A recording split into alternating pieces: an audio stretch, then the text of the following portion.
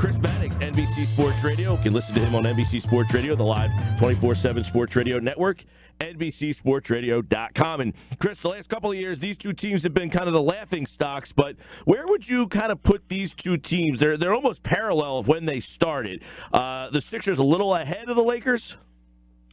Well, I think they're significantly ahead of the Lakers, both in terms of the talent that they have on the roster and the assets they have moving forward. I mean, the Sixers still have multiple first-round picks, a whole bunch of second-round picks, some tradable pieces that they can move off of. The Lakers, really the core of their team that they're going to move forward with is Brandon Ingram and Lonzo Ball. Those are two very good players, maybe even one day great players, but right now, the Sixers are in a far better position. Philadelphia knows it has two legitimate franchise players, a terrific complementary player in Dario Saric, and maybe something down the line in Markelle Fultz, plus the pick they have next year. So it's good to be Philadelphia. The Lakers, you're a little bit more questionable. Yeah, let's talk a little bit about the Lakers. They're in town tonight to play the Sixers. Obviously, a lot of young guys on that team, but any of them at this stage special, in your opinion? Brandon Ingram is starting to do some things. He came into his first year, and he needed to put on weight. He's one of the skinniest prospects that I've ever seen, a really small waist, which portends to maybe not filling out as much as some players would, but he's put on some muscle there. He looks more comfortable on the floor. I mean, he was compared favorably to Kevin Durant coming out of college. I don't think he's on that level, but if he's on the next tier, he's going to be a heck of a player. They're doing some different things with him. His playmaking is very underrated. You're going to see him make a lot of plays with the ball in his hands. His shooting has started to come on a little bit this year. He really is a versatile guy. Lonzo gets a lot of the attention because of his last name, but I think the franchise guy in Los Angeles right now is Brandon Ingram. Yeah, and obviously Ball gets the attention. What do you think of him? I mean, he's very up and down, has big nights, and then he kind of goes away. Well, I know he's a rookie, and it's too early to kind of classify who he'll be. But when you see him so far, what is the ceiling for him? What kind of player, ceiling-wise, do you see from him after a small sample size here? About what do they play, about 20 games? I think he's going to be an all-star. I mean, not obviously anytime soon, but down the line, he's got a gift when it comes to passing the ball, great court vision, the kind of thing you see in someone like Ben Simmons.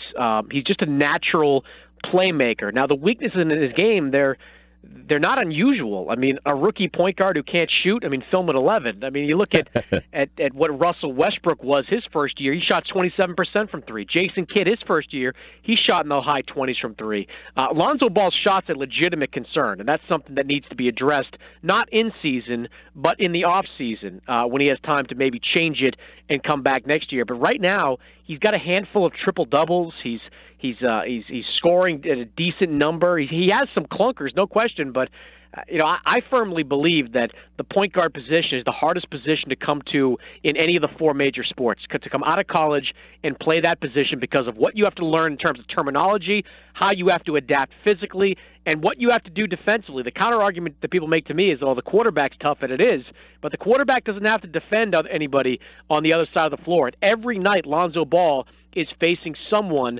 that is one of, if not the best player on that team. And from what I've seen Lonzo Ball so far, I think given time, in a few years, he's going to be a really high-level player. We're talking with Chris Mannix from NBC Sports Radio.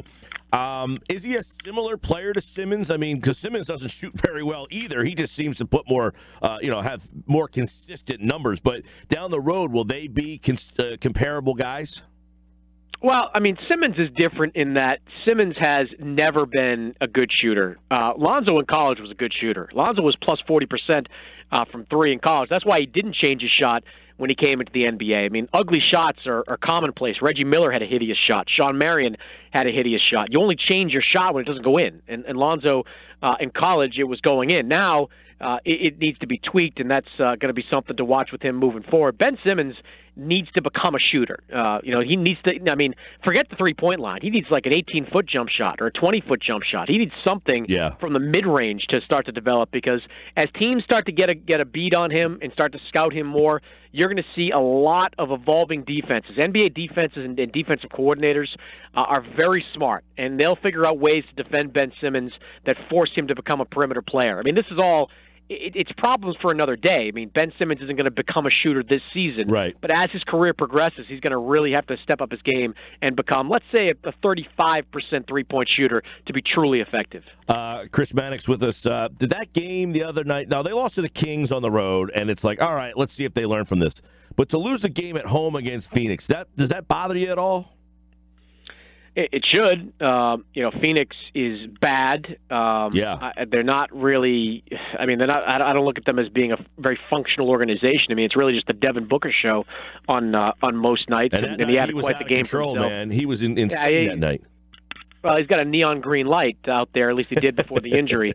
That's a bad loss. I mean, look, if you're Philadelphia and you have an eye towards making the playoffs, those are the games you've got to win. No question about it. But as we've said, before, like this is going to be a learning season. There are going to be bumps along the way. The hardest thing for a young team to do as it tries to come together and become a winner is learn how to win at the end of games. Every team has gone through it. Oklahoma City did in 2010 when they were coming up. Look more recently, Utah in the last couple of years. They had to learn with their young core. Philadelphia is going through what every single young team does. What is more of an unknown is how quickly they come out on the other side of it. Is it this season? Is it the end of next season? When do they figure out how to win games late? That's going to be a big factor in where Philadelphia finishes. All right, we're getting close to Christmas, Chris Mannix, and LeBron James has been this might be some of the best LeBron James we've seen at age, 33? Yeah, being 33 in a couple of weeks, and he's been tremendous. I mean, almost 60% from the floor, plus 40% from three-point range. Really nothing to complain about. If you're the Cavaliers, though, the one thing I'd be a little concerned with is the type of minutes LeBron's playing. And I had this discussion with David Griffin on my radio show, and we talked about the number of minutes, and he said, look, don't worry about the number of minutes. It's the type of minutes. And LeBron, early in the season, has had to play hard in every one of his minutes. I mean, look at the end of the Memphis game a couple of days ago. Need to score 7 points in the last 90 seconds for them to win that game.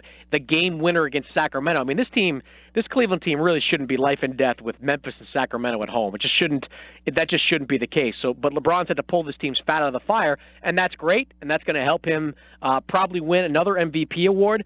But, LeBron judges his career by championships, and I'd be concerned if I was Cleveland with how much energy he's expending in the early part of the season. They've won 13 in a row. They're 3 games back of Boston. He's Chris Mannix, NBC Sports Radio, the 24/7 live sports talk network. You can listen at NBCSportsRadio.com. Download the mobile app today. Thanks, Chris. You got it, man.